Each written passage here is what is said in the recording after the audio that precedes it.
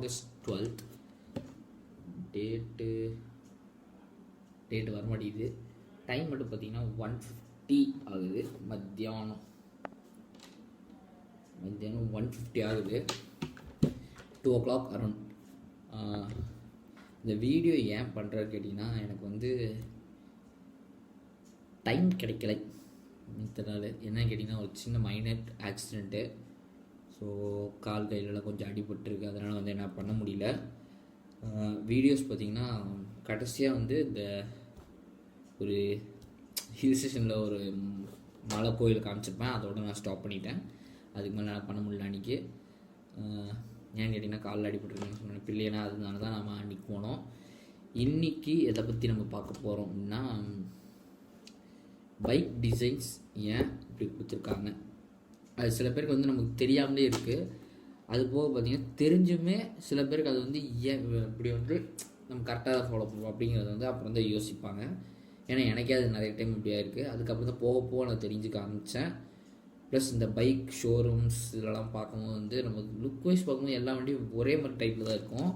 Skeleton, வெறும் skeleton, உள்ளே இருக்க ஸ்கெலிட்டன், நம்ம பாடியில் இருக்க ஸ்கெலிட்டன் மாதிரி அதுக்கும் ஒரு ஸ்கெலிட்டன் இருக்குது, சேசி. ஸோ எப்படி டிசைன் பண்ணியிருக்காங்க அப்படின்னு கேட்டிங்கன்னா, நேக்கட் வெர்ஷனில் வந்து பார்த்திங்கன்னா உங்களுக்கு அந்தளவுக்கு புல்லிங் பவர் இருக்காது. அதாவது நார்மல் டைமில் வந்து ஏர் இல்லாத டைமில் வந்து புல்லிங் பவர் நல்லாயிருக்கும். அதுவே ஏர் இல்லாத டைமில், ஏர் இருக்க டைமில் பார்த்திங்கன்னா உங்களுக்கு புல்லிங் பவர் கம்மியாக இருக்கும்.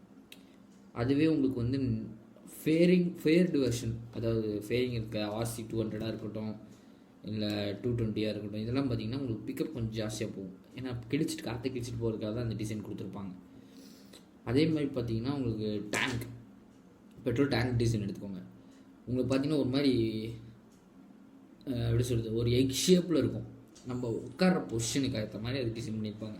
நம்ம கால் நீ வந்து 2 முட்டியும் வந்து சேர்ந்து நிற்கிற மாதிரி. ஸோ உங்களுக்கு அந்த பிக் காமிச்சிட்றேன். ஸோ RCயில் காமிச்சிருக்கேன். RCயில் தான் உங்களுக்கு எக்ஸ்ப்ளனேஷன் காமிக்கிறேன். இந்த பொசிஷன், டேங்க் பொசிஷன் ஏன் இப்படி இருக்குதுன்னு கேட்டிங்கன்னா, இந்த இடத்துல லெக் நீ பண்ணி இப்படி வரும். ஸோ டைட்டாக வந்து பார்த்திங்கன்னா டேங்கை ஹோல்ட் பண்ணிக்கிறதுக்காக தான் அந்த டைப்பில் விட்டுருப்பாங்க.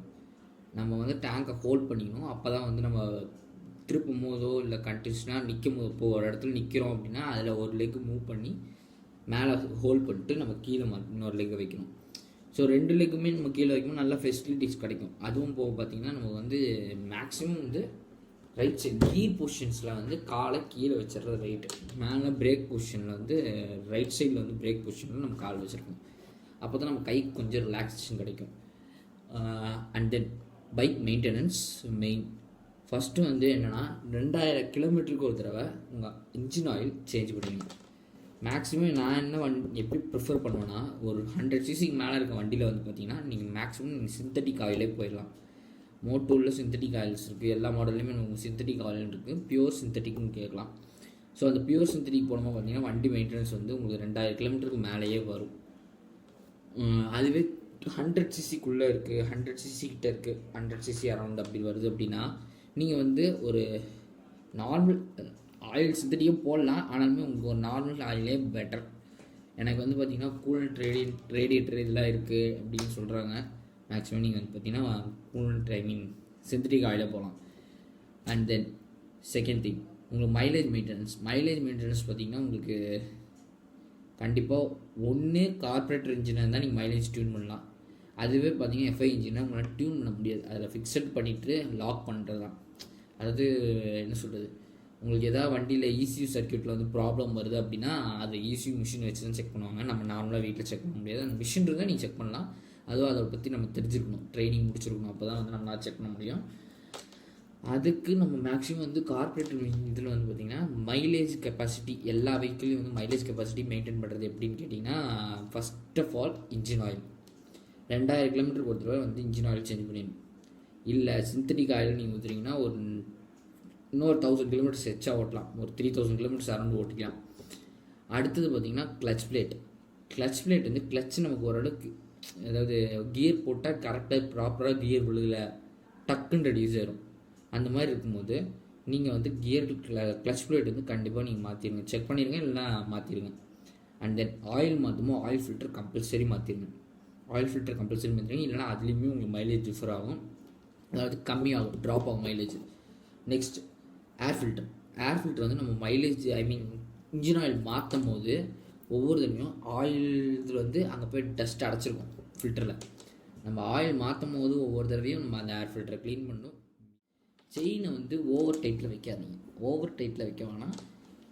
செயின் ஸ்ப்ராக்கெட் வந்து பின்னாடி இருக்குல்ல, பெரிய சர்க்கிள், ஸோ அந்த இதில் வந்து பார்த்திங்கன்னா கரெக்டாக நம்ம ஒரு எப்படி சொல்கிறது, ஓரளவு ஸ்பேஸ் இருக்கணும். நம்ம கையில் ஒரு லைட்டாக அழுத்தமோ அந்த ஒரு ஃப்ளெக்சிபிலிட்டி இருக்கணும். நீங்கள் சர்வீஸ் ரொம்ப டைட் அடிச்சுக்கலாம். இன்ஜின் ஆயில் மாற்றுறீங்க, ஆயில் ஃபில்டர் மாற்றுறீங்க, ஏர் ஃபில்டர் இது பண்ணுறீங்க, கிளச் ஃபில் பண்ணுறீங்க, எல்லாம் பண்ணிவிட்டு கடைசியாக வாட்டர் சர்வீஸும் பண்ணி முடிச்சதுக்கப்புறம் செயின் லுக் கம்பல்சரி அடிங்க. ஒரு ரைடு நீங்கள் போகிறீங்க, ஒரு 200 கிலோமீட்டர்ஸு, 100 கிலோமீட்டர்ஸு, இல்லை 50 கிலோமீட்டர்ஸ், எவ்வளோனாலும் அட்லீஸ்ட் நீங்கள் காலைல கிளம்பும் போது நீங்கள் ஒரு செயின் லூப் அடிச்சிருங்க. க்ளீன் பண்ணி அடிச்சிட்டிங்கன்னா பெட்டர். பெட்ரோல் வாஷ் பண்ணி க்ளீன் பண்ணி ஸ்ப்ரே பண்ணிடுங்க. ஏன்னு சொல்கிறேன்னா அப்போ தான் உங்களுக்கு பார்த்திங்கன்னா உங்களுக்கு எந்த ஒரு ப்ராப்ளம்ஸும் வராது. அண்ட் தென் மெயின், வண்டிக்கு ஃபியூஸ் வச்சுருக்காங்க. வண்டியில் வந்து எப்போவுமே ஒரு ஸ்பேர் ஃபியூஸ் அது கொடுப்பாங்க. அது போக ஒரு 2-3 ஃபியூஸ் வந்து நீங்கள் லாங் ரைட் போகும்போது கம்பல்சரி ஸ்டாக் எடுத்து வச்சுக்கோங்க. ஏன்னு கேட்டால் நமக்கு எந்த டைமில் எங்கே ஃபியூஸ் அடிக்கும்னு நமக்கு தெரியாது. எதாவது என்ன சொல்கிறது, திடீர்னு ஒயர் கட்டாங்களாம். ஒயர் வந்து நீங்கள் டைட்டாக போட்டிருந்தாலுமே சரி, ஓவர் ஹீட் ஆகுது வண்டி அப்படிங்கிறப்போ ஏதோ ஒரு ஒயர் கட்டாங்களாம், அப்போ வந்து ஃபியூஸ் அடிக்கும். இன்கேஸ் ஏதாவது ப்ராப்ளம் வரலாம், ஃபியூஸ் கம்பல்சரி எடுத்துக்கோங்க.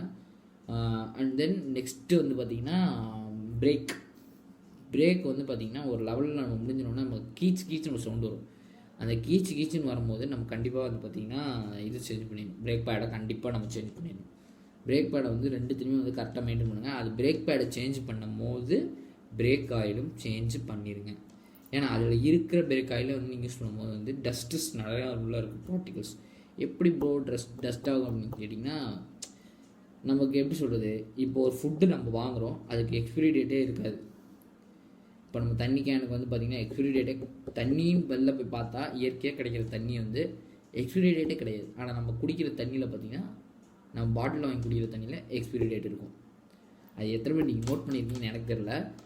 நான் நோட் பண்ணியிருக்கேன். தண்ணியில் எதுக்குடா எக்ஸ்பிரி டேட் அப்படின்னு நான் யோசிச்சிருக்கேன். ஆனால் அதில் வந்து கெமிக்கல்ஸ் ஆட் செய்யப்படுகிறது. அதனால் வந்து அதில் எக்ஸ்பிரி டேட் கொடுத்துருக்காங்க. அது மாதிரி தான் இந்த இதுலேயும் நம்ம செக் பண்ண மாட்டோம். டிஸ்காயில் எக்ஸ்பிரி டேட் இருக்கா, அது வேஸ்ட் ஆகுமா அப்படிங்கிற மாதிரி யோசிக்க மாட்டோம். இன்ஜின் ஆயில் மாற்றுற மாதிரி இதுவும் மாற்றி தான் ஆகணும். நீங்கள் டிஸ்க்கு பேட் மாற்றும்போது கண்டிப்பாக அது மாற்றிடுறது நல்லது. அப்போ தான் உங்களுக்கு பிரேக்கிங் கம்ஃபர்டபுளாக இருக்கும். நெக்ஸ்ட் லைட்ஸில் பார்த்திங்கன்னா எப்படி சொல்கிறது, சில பேருக்கு வந்து பார்த்திங்கன்னா ஒயிட் லைட் போட்டு நம்ம ஸ்ட்ரீட்டில் ஓட்டுவோம். ஒயிட் லைட் வந்து போடலாம், ஆனால் நீங்கள் சிட்டிக்குள்ளே ஓட்டுவீங்க, போலீஸ் கம்பல்சரி பிடிப்பாங்க. எதுக்குன்னு கேட்டிங்கன்னா, உங்களுக்கு விஷன் நல்லா தெரியும், ஆனால் ஆப்போசிட்டில் வரவங்களுக்கு வந்து விஷன் கிளேர் வந்து ஃபுல்லாக மூஞ்சில் அடிச்சிடும். ஒன்றுமே எங்களால் பார்க்க முடியும். ஆப்போசிட்டில் வரவங்க யாருக்குமே எதுவுமே தெரியாது.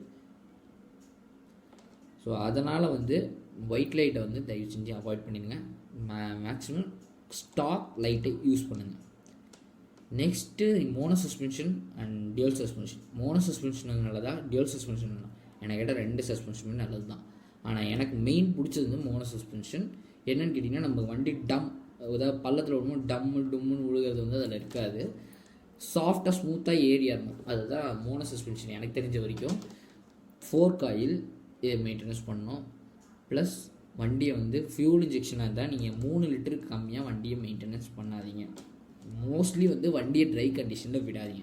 ட்ரை கண்டிஷனில் விட்டிங்கன்னா உங்களுக்கு வந்து ஃபியூல் பம்பு ஒரு டைம் விட்டால் பரவாயில்ல, எப்பயாவது எமர்ஜென்சி டைமில் நடந்தால் பரவாயில்ல, கண்டினியூஸாக நீங்கள் அதை வந்து ஃபாலோ பண்ணுங்க. ஃபியூல் பம்பில் வந்து காலையில் நம்ம ஃபஸ்ட்டு ஆன் பண்ணோன்னு பார்த்தீங்கன்னா ஃபியூல் பம்பில் ஓரளவுக்கு பெட்ரோல் இருக்கணும். இல்லை ட்ரை கண்டிஷன் ஆகிடுச்சு அப்படின்னா உங்களுக்கு வந்து ஃபஸ்ட்டு தெரியாது, போக பார்த்தீங்கன்னா ஃபியூல் பம்பில் வேலை வச்சிடும்.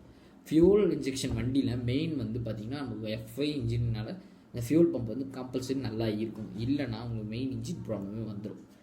ஸோ என்ன கேட்டிங்கன்னா, ஃபியூல் இன்ஜெக்ஷன் போகலாம், ஆனால் அதை விட பெட்டர் வந்து பார்த்திங்கன்னா உங்களுக்கு கார்பரேட்டர் இன்ஜின் தான் சொல்லுவேன். அண்ட் மெயின் ஹில் ஸ்டேஷன் ஏறும் போது வந்து உங்களுக்கு ஆக்சிஜன் வந்து கார்பரேட்டர் இன்ஜின் கண்டிப்பாக தேவை. எஃப்ஐ இன்ஜினுக்கு அது அவ்வளோவா தேவைப்படாது. நீங்கள் எஃப்ஐ இன்ஜின் வச்சுட்டு பார்த்தீங்கன்னா நீங்கள் லடாக்கு தாராளமாக போகலாம். ஆனால் கார்பரேட் இன்ஜின் வச்சுட்டு அவ்வளோ சீக்கிரம் நம்ம போக முடியாது. ஏன்னா நமக்கு வந்து கார்பரேட்டர் இன்ஜின் வந்து ஃபுல்லாக கவர்டில் இருக்கணும். ஏன்னா ஆக்சிஜன் இல்லாமல் அதுவும் போகாது. ஆக்சிஜன் கம்பல்சரி அந்த வண்டிக்கு தேவை. ஆக்சிஜன் இல்லாமல் வண்டி அவ்வளோ சீக்கிரம் போக முடியாது கார்பரேட்டர் இன்ஜினில். நெக்ஸ்ட்டு டயர்ஸ் வந்து எப்போவுமே க்ரிப்பில் இருக்கான்னு பாருங்கள். ஓரளவுக்கு க்ரிப்பு போச்சுன்னா தயவு செஞ்சு சேஞ்ச் பண்ணிடலாம். க்ரிப்பு ஃபுல்லாக தேஞ்சு போகிற அளவுக்கு விடாதீங்க. ஏன்னு கேட்டிங்கன்னா பிரேக் அப்ளை பண்ணும்போது நம்ம டயர் கம்ஃபர்டபுளாக இருந்தால் தான் நம்மளால் பிரேக் அப்ளை பண்ண முடியும். கம்ஃபர்டபுளாக இல்லை, நம்ம பிரேக் அப்ளை பண்ணோம்னா கண்டிப்பாக நம்ம ஸ்கிட் ஆகி கீழே விழுவோம். எனக்கு அப்படி தான் நான் விழுந்துட்டேன், ஸ்லிப்பாகி விழுந்துட்டேன். அதனால தான் நான் இப்போ வந்து சரி இதுவுமே நமக்கு வந்து ஒரு சான்ஸ் தான், எல்லாருக்கும் கொஞ்சம் எக்ஸ்பிளைன் பண்ணுவோம் அப்படின்னு சொல்லிட்டு எக்ஸ்பிளைன் பண்ணுறேன்.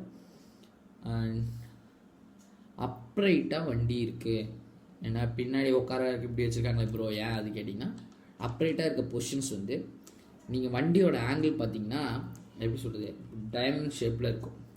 அது ஏன் கொடுத்துருக்காங்கன்னா ஏர் வந்து ஃப்ளோட் ஆகி நம்ம ஹெல்மெட் போட்டு லை டவுன் ஆகும்போது, நான் அதுக்கான பிக்ஸ்லாம் இங்கே போடுறேன், ஒவ்வொன்றுக்கும் இந்த இடத்துல போடுறேன். அந்த பெண்ட் ஆகி போகும்போது ஏர் வந்து நம்ம மேலே ஃப்ளோ ஆகி டாப்பில் தான் போகணும்.